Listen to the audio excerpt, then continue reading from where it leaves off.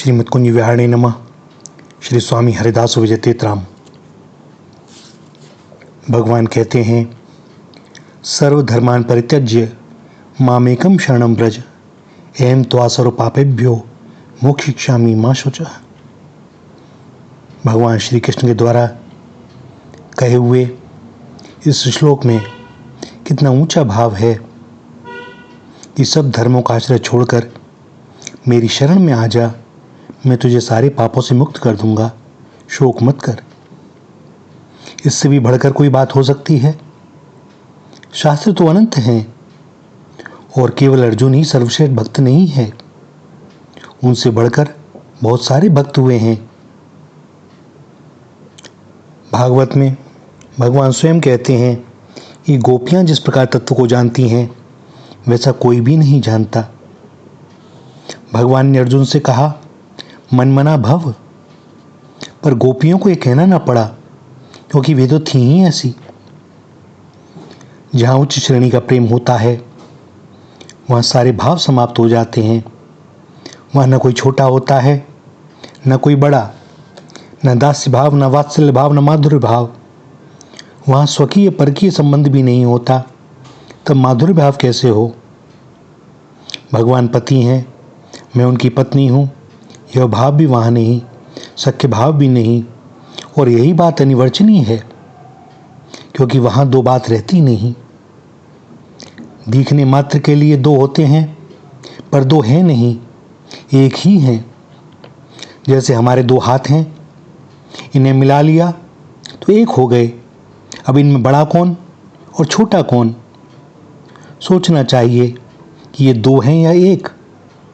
देखने में दो होते हुए भी एक ही हैं, एक दिखते हुए भी दो हैं। वेदांत के सिद्धांत में तो वस्तु से एक ही हैं, पर यहाँ एक होते हुए भी दो हैं और दो होते हुए भी एक हैं। ऐसे उच्च श्रेणी के प्रेम में वेदांत से भी विलक्षण एकता होती है। भगवान में व्यवहार करना यह भिन्नता है और एकत्व में स्थित होना एकता है। इसलिए दोनों ही बातें आती हैं। एकता में स्थित होकर भजन करना बड़ा विलक्षण उपासना है, किंतु वहाँ प्रभु या भगवान नहीं कहा जाता क्योंकि वहाँ तो एकता है ही। प्रेम, प्रेमी और प्रेमास्पद तीनों एक हैं। वहाँ दोनों प्रेमी हैं और दोनों ही प्रेमास्पद हैं। एक की दृष्टि में एक प्रेमी है और एक प्रेमास्पद, यह अभेद की पराकाष्ठा है। इसमें गुण की और स्वरूप की बातें बहुत दूर रह जाती हैं। जैसे जब राजा अपने महल में जाता है तो उसके नौकर चाकर उसके अंतःपुर से बाहर ही रह जाते हैं, उन्हें भीतर प्रवेश का अवसर नहीं मिलता, केवल राजा ही वहाँ जाता है। सो भैया, प्रेमी कैसा भी हो, वह तो भगवान का किसी प्रभाव या गुण को देख करके उनसे प्रेम नहीं करता। उसका काम तो है केवल प्रेम करना। पूर्ण प्रेम की जहाँ बात होती है वह बात ऐसी ही है कि जैसे दो हाथ हैं, ये कोई गुण समझकर प्रेम नहीं करते, वैसे भगवान में और प्रेमी में भी कोई भेद नहीं होता। भगवान में जो भी विशेषता है वह इसलिए है कि वहाँ तीनों चीज़ें एक हो जाती हैं। भगवान, भक्ति और भक्त तीनों एक हो जाते हैं और इसीलिए भक्त चाहते हैं कि भैया भगवान की चर्चा चलती रहे, उनकी बात होती रहे। उन्हें न भगवान से मिलने की ज़रूरत है और न ही उनसे कुछ मांगने की आवश्यकता। वे तो चाहते हैं कि भगवत चर्चा में, उनके ध्यान में, उनके प्रेमी जनों के सत्संग में हमारा जीवन बीते। उन्हें न मिलने की इच्छा है, न मुक्ति की, न परिस्थितियों को अपने पक्ष में करने की, और न उसकी चाहत कि इसको मांगा जाए। सिद्धावस्था स्वयं हो जाती है। भगवान की प्राप्ति की इच्छा की अपेक्षा प्रेम मार्ग में चलते रहें और भगवान की प्राप्ति की भी इच्छा ना करें तो भगवान जल्दी मिलते हैं, और यह भी इच्छा न रहे तो और अच्छा। भगवान के साथ वार्तालाप उच्च श्रेणी का होने लगेगा तो वहाँ से भगवान फिर जाएंगे नहीं। क्योंकि भगवान भी संकोच में पड़ जाते हैं। भक्त की भगवान पर विजय हो जाती है। भगवान और भक्त ये शब्द यहाँ के हैं। वहाँ तो एक दूसरे की दृष्टि में दोनों ही भगवान हैं और दोनों ही भक्त हैं। यह एक अलौकिक बात है, मिलने के पूर्व की चेष्टा है। दृष्टांत के लिए हम राम भरत मिलाप को ले सकते हैं। तुलसीदास जी महाराज कहते हैं कि इसका वर्णन वाणी के द्वारा नहीं किया जा सकता।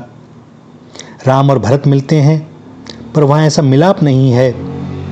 भगवान ही भगवान से मिलें, यह विलाप कितना विलक्षण है। भक्त की चेष्टा उत्तरोत्तर भगवान के हृदय में आह्लाद को बढ़ाने वाली होती है और भगवान की चेष्टा भक्त के आह्लाद को बढ़ाने वाली होती है। इन दोनों का मिलन हाथ बढ़ाकर मिलने से बहुत ही विलक्षण है। सारे अंग प्रत्यंग प्रेम की मूर्ति धारण कर लेते हैं। अंगी अंग चेष्टा सब एक प्रेम में हो जाते हैं, एक हो जाते हैं। वह मिलन चित्रित करके वाणी से कहा नहीं जा सकता, असंभव है, अनिवर्चनीय है। अंग प्रत्यंग और चेष्टाएं सारी चीज़ें जब प्रेम में हो जाती हैं, वहाँ प्रेम नहीं रहता। भगवान और भक्त दोनों की एक दशा हो जाती है, वे आपस में भिन्न नहीं रहते। हम लोगों का प्रेम जड़ है किंतु वह प्रेम चेतन है। वे प्रेमी प्रेममय हैं। वहाँ धर्मी और धर्म नहीं है, वहाँ तो केवल एक ही धर्मी है और वह है विशुद्ध प्रेम। प्रेम ही भगवान है, प्रेम ही भक्त है और प्रेम ही प्रेम है। कथन मात्र के लिए ये तीन रूप हैं, तीन शब्द हैं। भगवान की चेष्टा अपने भक्त के आह्लाद के लिए और भक्त की चेष्टा भगवान के आह्लाद के लिए और उनके प्रेम के लिए होती है। और आगे जाकर आह्लाद और प्रेम की अलग व्याख्या समाप्त हो जाती है। भगवान और भक्त की भी कोई अलग व्याख्या रहती नहीं, सब एक हो जाता है। हम समझाने के लिए कुछ भी कहें, यह कहना असंभव है, क्योंकि इसको तो वही जान सकता है जिसे वे जना दें। जानिहु सोई जाई देहु जनाई और जानत तुम्हें हो जाई।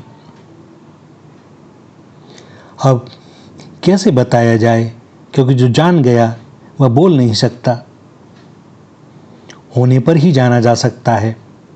अब इसका उपाय क्या? उपाय यही जो हमें करना है। जैसे भगवान की माधुर्य भक्ति में श्री किशोरी जी आह्लादनी शक्ति हैं, आनंदमय ब्रह्म साक्षात श्री कृष्ण को अपने आह्लाद से नचाने वाली हैं। आनंदमयी भक्ति एक हुई और प्रेममयी एक हुई। भगवान को श्री राधा जी का आनंद देने वाली होने से आनंदमयी शक्ति हैं और भगवान हुए प्रेममयी शक्ति। जहाँ भगवान श्री किशोरी जी को आनंद देते हैं वहाँ भी आनंदमयी शक्ति हैं और श्री किशोरी जी प्रेममयी। गौड़ी संप्रदाय वाले कहते हैं कि दोनों की एकता से ही गौरांग महाप्रभु हुए। दोनों की एकता लक्षणों से नहीं समझाई जा सकती। वहाँ कोई लक्षण धर्म गुण नहीं है, तब क्या समझाया जाए, कहाँ कहा जाए? वहाँ तो सारी बात एक केवल विशुद्ध प्रेम है। भगवान ही प्रेम है, प्रेम ही भगवान है, किशोरी जी ही कृष्ण हैं और कृष्ण ही राधिका हैं। और यह एकत्व की स्थिति सबसे ऊंची है। यह स्थिति जिसकी हो जाती है उसे कुछ भी करना कराना नहीं पड़ता। उसके शरीर की क्या अवस्था होती है कहा नहीं जा सकता। भैया दर्पण में सूर्य नहीं आता, बिंब आता है। हम लोगों की दृष्टि में उनका शरीर प्रेममय हो जाता है। जैसे सूर्य के प्रकाश से दर्पण चमचमाने लगता है, उसी प्रकार वह साक्षात प्रेम की मूर्ति हो जाता है। जैसे कोई रास्ते में कस्तूरी लेकर चले तो उसकी सुगंध के परमाणु चारों ओर फैल जाते हैं। चाहे किसी की नासिका खराब हो तो भले ही उसे गंध ना आए, लेकिन बाकी सबको तो आवेगी ही। इसी प्रकार वह चलता है तो प्रेम का वितरण करता हुआ चलता है। उसके ना चाहने पर भी प्रेम का वितरण होता ही है। और इसीलिए कहा जाता है कि गौरांग महाप्रभु जब चलते थे तो सारे मार्ग प्रेममय हो जाते थे। उनके शरीर की दशा बड़ी विचित्र हो जाती थी, जिसे देखकर लोग जीव जंतु तक प्रेमी हो जाते थे। और ऐसा प्रेमी तो प्रेम का समूह होता है, उसको देखकर स्पर्श करके ही लोग प्रेममय हो जाते हैं। प्रेमियों की बात ये अलौकिक होती है। सो भैया, कभी कोई मिल जाए तब अनुभव करना, ये कहने सुनने की बात नहीं, अनुभव की बात है। श्री किशोरी जी कृपा करें और सबको ऐसा अनुभव हो, ऐसी उनके श्री चरणों में इस दास की प्रार्थना है। श्री राधा, श्री राधा, श्री राधा।